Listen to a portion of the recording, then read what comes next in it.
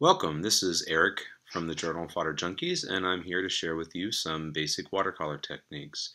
So first up, we have a basic wash. Basic wash, all you need is some water and some watercolor and of course some paper. So I'm just going to get my paintbrush a little wet, and I'm going to choose a color, kind of a blue-green color. I'm just going to swirl that brush around, make sure I get a lot of that color. I can dip it in, make sure I have a lot of water. The idea of the wash is that it's a thin layer of paint, so I'm going to keep my brush nice and wet and keep loading it up with paint as I paint. And I'm using a nice big brush. I like to use the stiff nylon brushes, which aren't particularly made for watercolor, but I like the fact that I can really scrub with the brush, and I'm painting on a nice heavy mixed media paper that can take all the scrubbing. So I just continually load my paintbrush up with water and paint, and I quickly move down my paper. Of course, you could do this on a journal page or any size paper. Just try to fit your brush to the size of your job. And then even once I'm done painting, I'm going to go back and look it over and maybe touch up a couple of the little areas that I may have missed.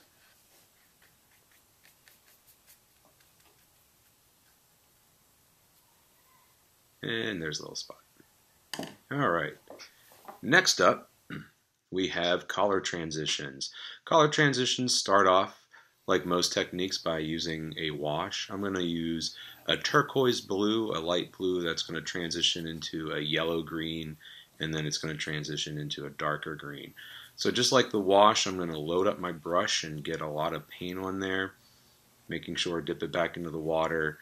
Because that nylon brush doesn't hold a lot of water, I find that I do need to go back and forth and really load up the brush again and again with some water.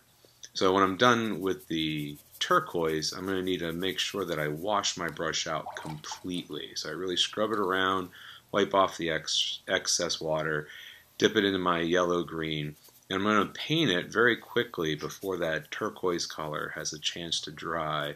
And I'm going to go right into that turquoise, allowing the wet paint to blend and bleed together. And so I'm going to continue with the light green, just like before, getting more water, getting more paint.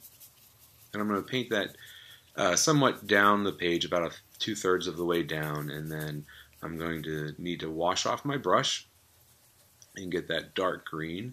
I really want to make sure that my brush is nice and clean before getting a new color, just to keep my paints clean and keep from contaminating. And just continue down. Again, that paint is wet, so it's going to blend and bleed pretty well. But I am going to go back. I see that there are a couple spots that I've missed that really aren't blending as well as I'd hope.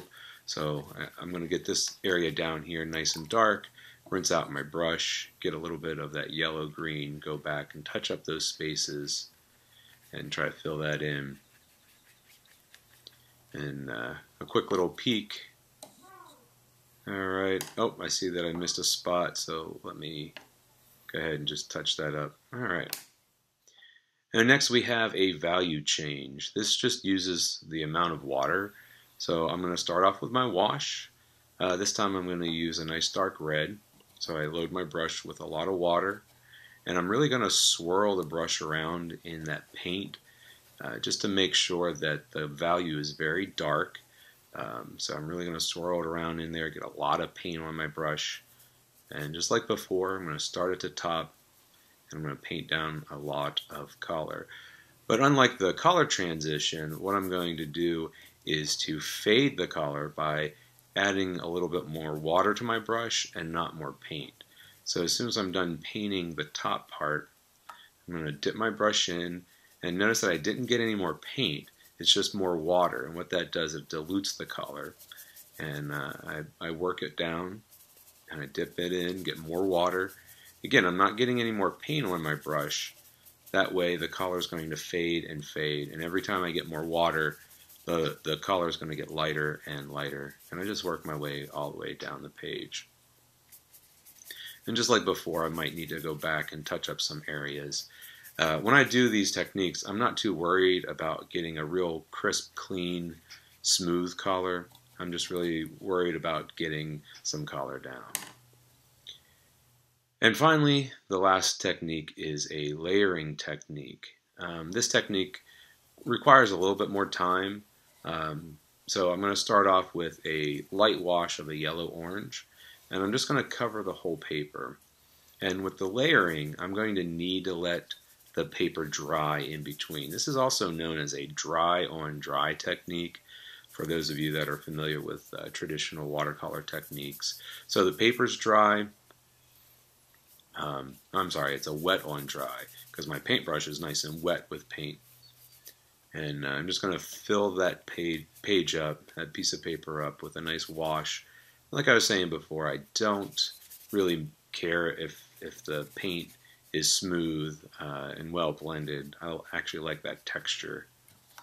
So I'm going to let this dry. And through the magic of video, there's a dry paper.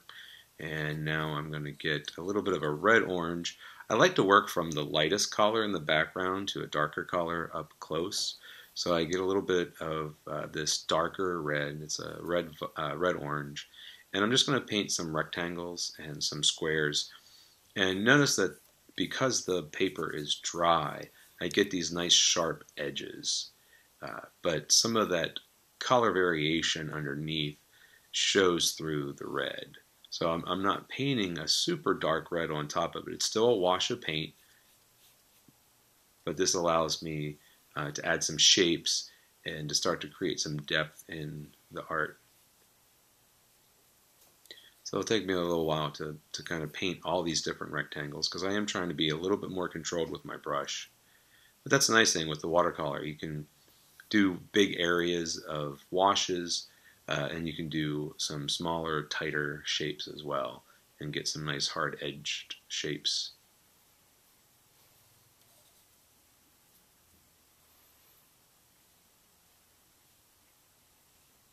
So just a few smaller rectangles to kind of fill up the space.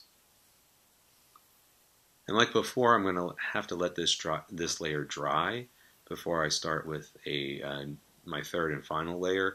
I'm only doing 3 layers, but you could do as many as you want. And like I said, I like to work from light to dark. So that way my darkest colors go on top and they show up a lot better. And like I said, I'm going to need to let this dry as soon as I'm done painting in my rectangles.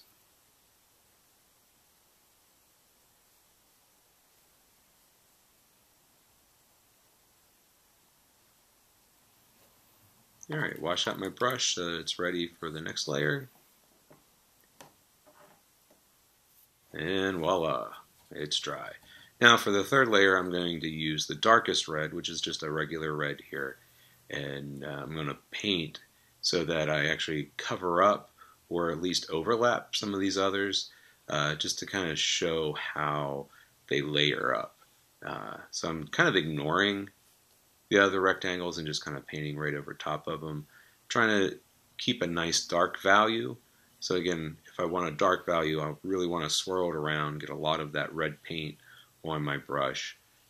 But you can see that this red is just a little bit darker than the other colors underneath.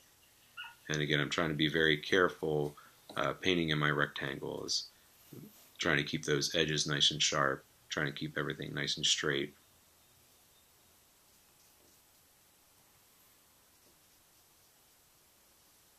And you could really do this with any technique. I'm just basically using washes as I layer, but you can use any of the other techniques as well, or any experimental techniques that you might know. But this is a great way to add to your page, whether it's in your journal or whether it's a mixed media piece that you are working on.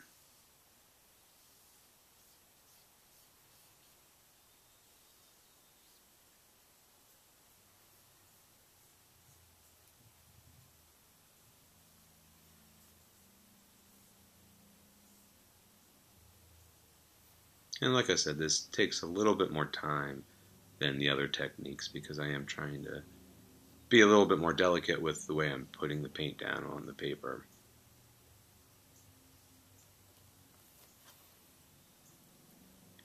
Alright, one last little rectangle should do it down here. And that wraps it up. I washed out my brush, and there are my 3 layers. So, I just want to say thank you for joining me for this small tutorial, and please don't download the PDF if you'd like. Thanks.